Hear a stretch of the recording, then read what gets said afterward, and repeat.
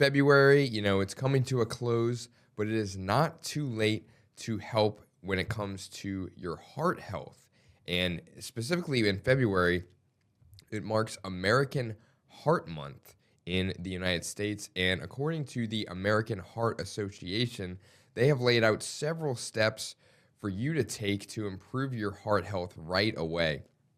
And number one on that is to just get up and move. If you're in just sitting around all day, it can't be good for not just your physical health, but your heart health as well, because everything works in this balance. So having a healthy lifestyle and staying active is the foundation of heart health. And, it's not a marathon.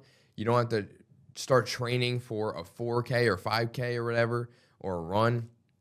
Just reducing the amount of time that you're sitting down throughout that day is a great first step into improving your heart health. And, some people say, I don't have time to go exercise throughout the day or take time out of my day to go to the gym.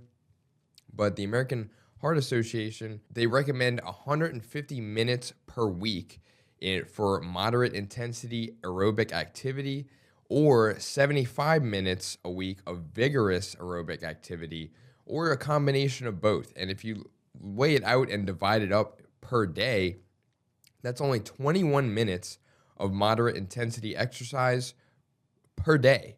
That's really nothing at all. And then if you were to look at the vigorous activity, that's just 10 minutes per day of vigorous aerobic activity per day. I mean, you're not being asked a lot here. If you can do it even on your lunch break at work, maybe not the vigorous stuff because you don't want to come back all sweaty, but just moderate intensity stuff, whether it's going for a walk around the neighborhood or taking your pet for a walk or just jogging in place, or if you have a treadmill, these things are very, very useful in exercising and improving your heart health. And when it comes to moderate to high intensity muscle strengthening, this is recommended to be done at least twice a week. And this can be resistance or weight training in the gym or just at home with weights. If you have dumbbells at home, any movement is better than none. Just sitting down all day, it's not good for you. So getting those muscles moving, getting your blood flowing to other areas of your body can only help you in the long term, especially if you live a very sedentary lifestyle. Even light intensity walking is a great, great start to improving yourself.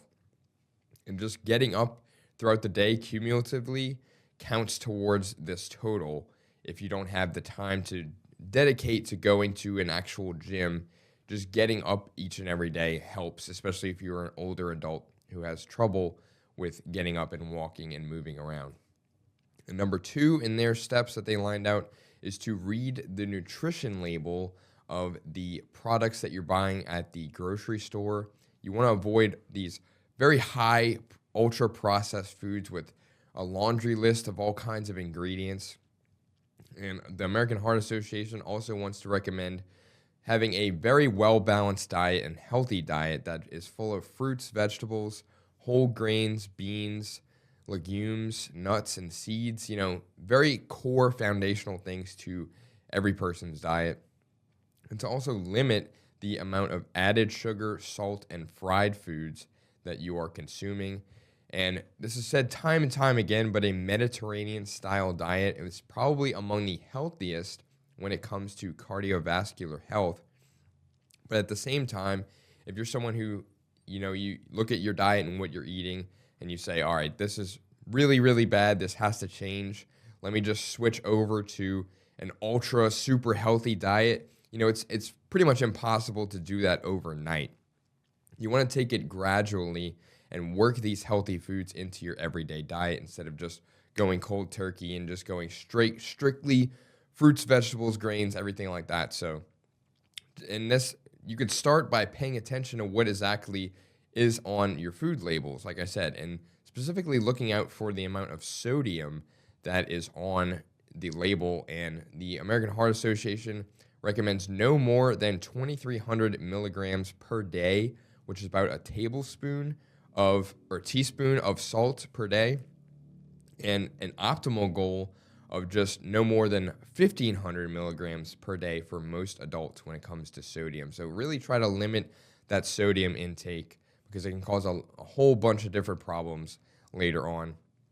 And when it comes to saturated fats, they recommend limiting that to 6% of your total calories. So for example, the daily recommended value, if you're eating 2,000 calories per day, no more than 120 of those should come from saturated fats, and that will help your heart health in the long term. Now, like I said, you don't have to permanently eliminate the food that you enjoy, whether it's, some sweets now and then, some potato chips. You don't have to completely never eat those again. This, like I said, you have to gradually work your way towards this healthy diet. It's a marathon, not a sprint when it comes to a diet like this. And number 3, when it comes to heart health, is to take a stress-reducing walk.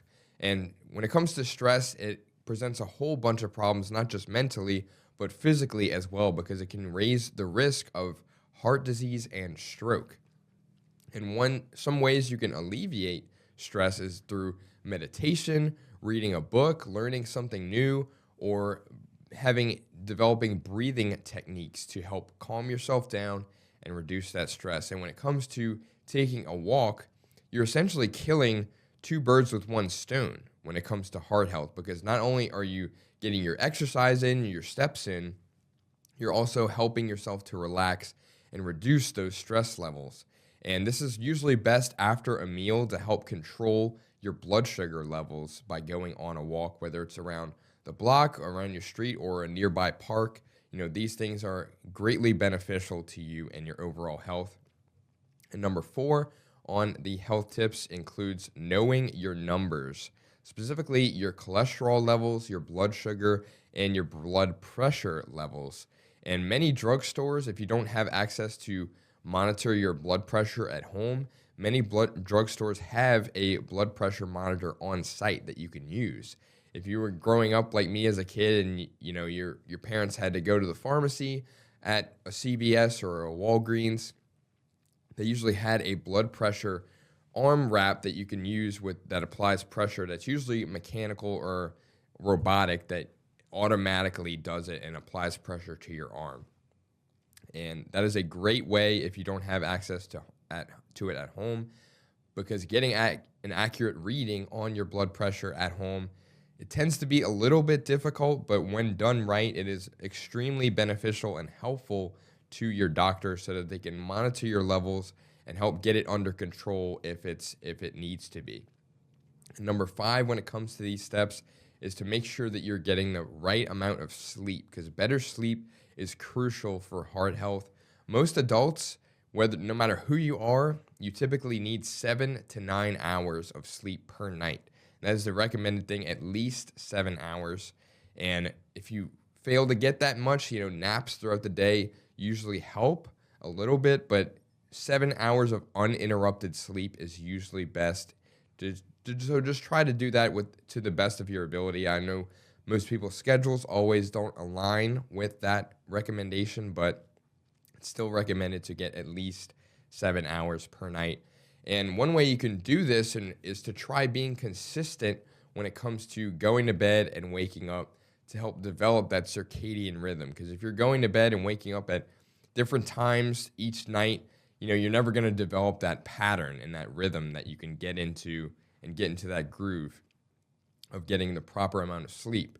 And one way you can do this is by dimming the lights right before you go to bed. And yes, that includes your phone and any sort of screen, whether if it's you have the TV on where you go to bed, or you just want to scroll a little bit on your phone right before bed. Just putting those down and getting yourself ready to go to sleep and rest is usually best.